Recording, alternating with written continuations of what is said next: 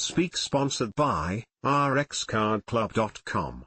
Get a free prescription drug card and save up to 85% on prescription drugs.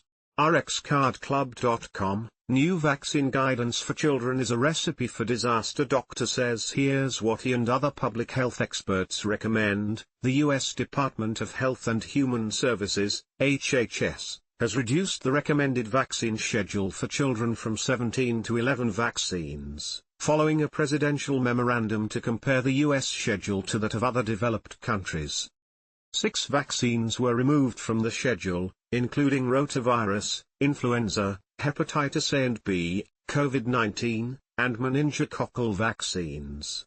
The HPV vaccine is now only recommended for 1 dose instead of 2 or more. Experts warn this change could lead to access issues, as healthcare providers may face challenges ordering and stocking the removed vaccines. There are also concerns about potential insurance coverage issues and disruptions to the trust between patients, providers, and health authorities.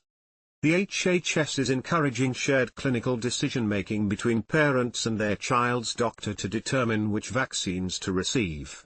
Experts recommend consulting with primary care providers and referring to vaccine schedules from trusted institutions like the American Academy of Pediatrics. Overall, the changes to the vaccine schedule are seen by experts as a concerning move that could negatively impact vulnerable populations and public health more broadly. rxcardclub.com. Get a free prescription drug card and save up to 80% on prescription drugs. Less than /speak.